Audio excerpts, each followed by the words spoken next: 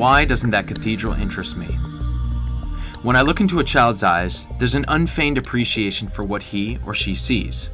It might be any variety of emotions: happiness, fear, sadness, elation, wonderment, curiosity. But whatever it might be, it's real and it's beautiful. It reminds me of my childhood, when I lived in the present and didn't think much beyond my immediate surroundings and feelings of the moment.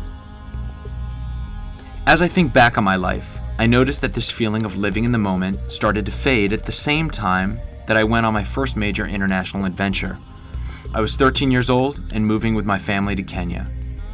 While in Kenya, I was exposed to people and cultures very different from my own. Culture shock was a daily event where I was constantly forced into thinking of myself either in comparison or in contrast to my new reality.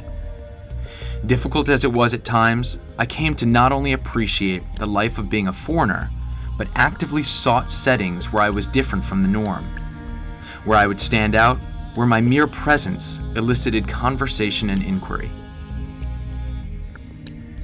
My boyhood fascination with the moment seemed to have been replaced by something equally as exciting, but an emotion that came and went with the surge of adventure.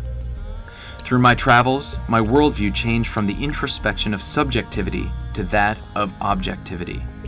Instead of seeing myself in relations to my internal feelings alone, my identity became clearer to me as I learned to compare and contrast myself to people who lived in my radically changing surroundings.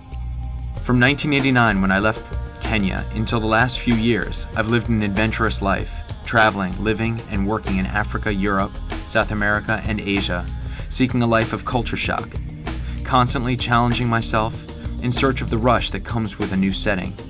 From my 20s, I had many opportunities to travel and took them all. But a few years ago, I was in Europe and had the opportunity to visit a beautiful 500-year-old cathedral and experienced yet another shock.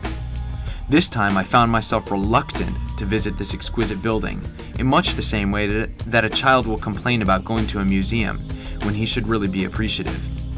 I questioned how much I'd really enjoy the experience because I'd previously seen so many amazing buildings around the world. Some months later, a similar experience happened when I found myself dragging my feet to go visit a waterfall. What was wrong with me? How could I be so callous to not find excitement in such beauty? In the last 2 years, I've slowly been making a transition, one away from having my life's adventure and excitement come from external events, new countries, cultures, situations. Although I had become very proficient in finding a lifestyle full of adventure, I had lost the ability to be quiet and reflective by myself. I was alone even though I was surrounded by people and movement. I was no longer thinking in the moment, but rather focusing on the next adventure. I couldn't connect with myself in the present and was focusing entirely on the future. Even though it's taken me many years to understand the question of why the cathedral didn't interest me, I think I've got the answer.